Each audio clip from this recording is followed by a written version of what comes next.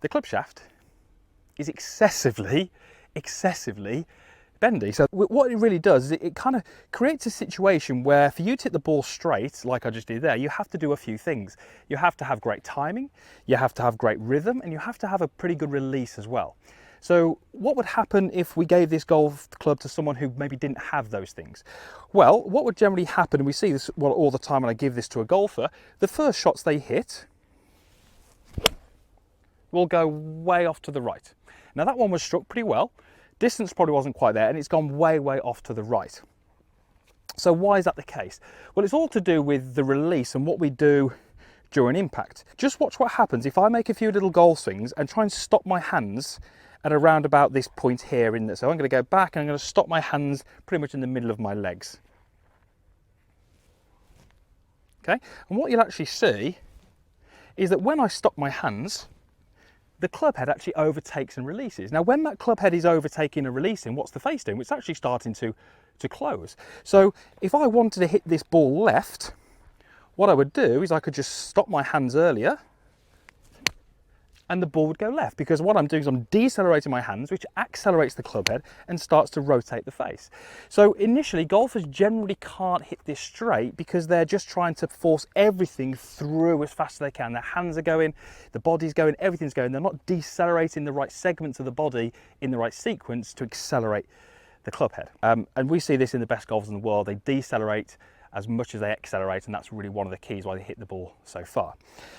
We also have to have a pretty good timing and rhythm. So if I am very quick from the top, it really highlights that with this golf club because it's so flexible. So again, it's a really great way of starting to build a great rhythm to your golf swing.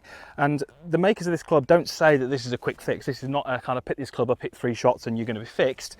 They would actually encourage you to make, practice swings at home on a daily basis to get that rhythm, to get that timing. And really, the pivot of your body is pretty key to that as well. So, if I have a poor pivot where it's sliding this way and sliding this way, it makes it very difficult to achieve that timing, that rhythm that we're after. It surprises so many golfers how a golf club this is this flexible. I can hit the ball straight with the right flight and the right distance, and I could play golf with these golf clubs. So when I then go back to my golf club, yes, it feels a little bit strange and it feels a little bit odd, but it starts to help me transfer that good rhythm, that good timing that I just established into my golf swing. For me, these are great products. Like I said, I've had the 7-iron for, got to be 2 years now. It's in my coaching bag. I use it for a lot of golfers. The trouble is when I use it in a lesson, it's actually something they need to do at home rather than just in the bay when they have a lesson every 2 to 3 weeks.